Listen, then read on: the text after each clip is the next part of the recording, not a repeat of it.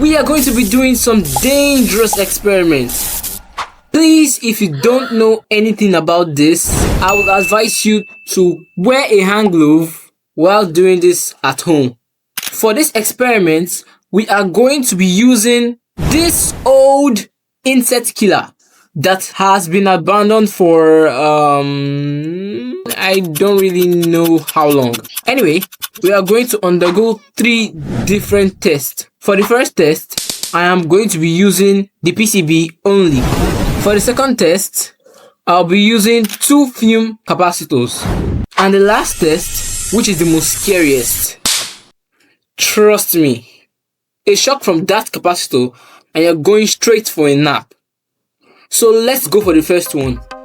The whole casing is useless. All we need is the panel inside, which is the most dangerous part of this device. Okay, with that done, let's examine the device.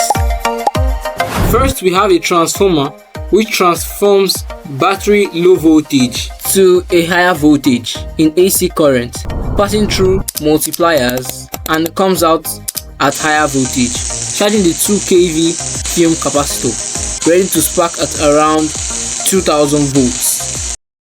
Yeah, we have a problem. The power switch is damaged. To fix that, I am going to connect a wire from my switch to the positive terminal to create a closed circuit. Now, no more worries about the switch. We now have a closed circuit. The black and red wire goes to the battery.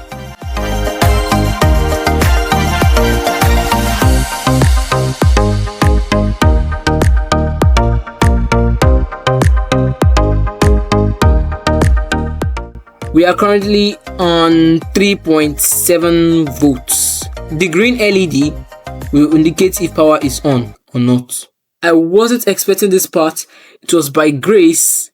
It wasn't too bad.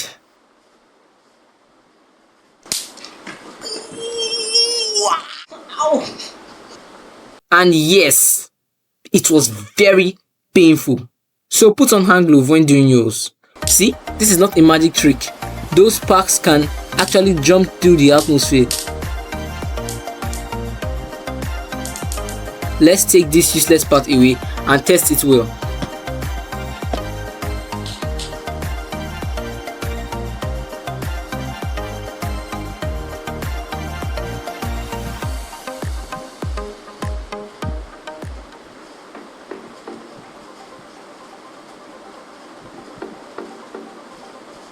Ooh, wow, that's some nice sparks.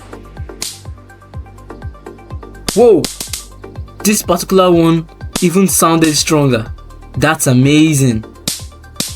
What is so shocking about this is the voltage isn't even too high, just around 2000 to 3000 volts, and it sounds that loud.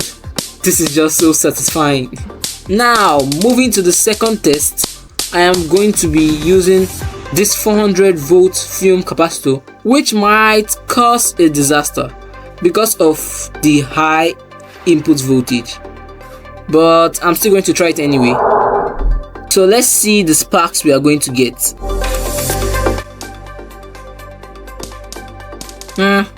That's quite lesser, probably because the capacitor is storing most of the charges. Now, for the final test, what I'm going to do is to store the charges in one fume capacitor and see what will happen if we release the charges all at once.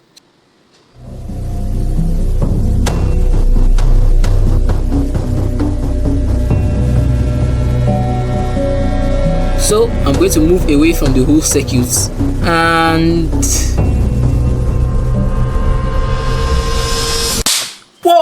whoa, that was very loud. Let's try that again and again and again. So that's what happened if you store the charges and release it all at once. If it were a bigger capacitor, the sparks would have been louder. So that's all for this video.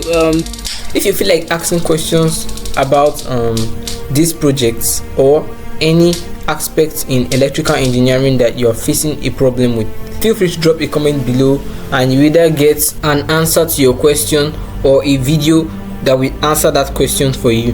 Thanks for watching and I'll see you in the next one.